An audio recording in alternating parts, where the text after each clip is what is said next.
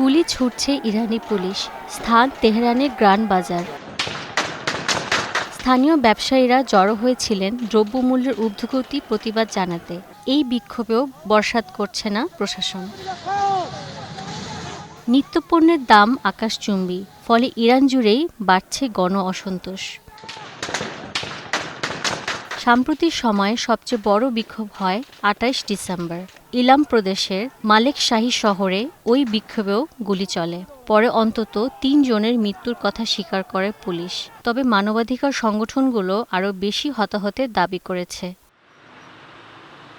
গুলিবিদ্ধরা হাসপাতালে ভর্তি হলে সেখানেও চলে ধরপাকড়, যাকে আন্তর্জাতিক আইনের লঙ্ঘন বলে মন্তব্য করেছে মানবাধিকার সংগঠন অ্যামনেস্টি ইন্টারন্যাশনাল।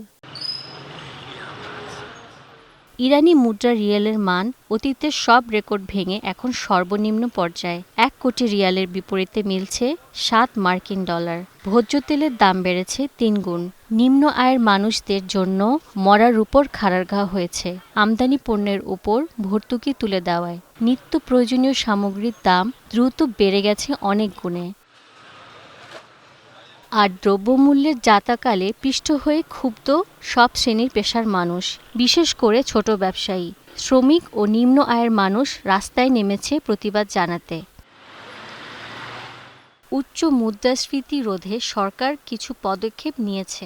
অনলাইনে নির্দিষ্ট পরিমাণ খাদ্যপণ্য কেনাকাটায় জনপ্রতি $7 অনুদান দেওয়া হচ্ছে, তবে একে অপর্যাপ্ত বলে মনে করছে অনেকেই।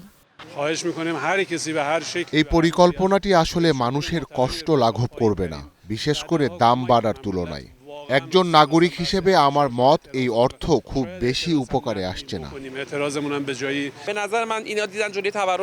সম্মানিত প্রেসিডেন্ট থেকে শুরু করে সরকারের সর্বনিম্ন পদমর্যাদার সকলেই যেভাবেই হোক আমাদের সাহায্য করুন।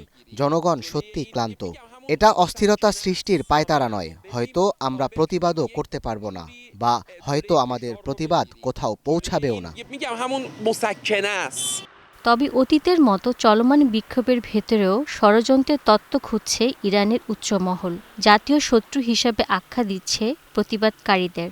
অতীতের বিক্ষোভের মতো এবারও অভিযোগ তুলছে বাইরের দেশের ইন্ধনকারীদের। সরকার ব্যবস্থা নেওয়ার হুঁশিয়ারি দিয়েছে সর্বোচ্চ নেতা আয়াতুল্লাহ আল খামেনি।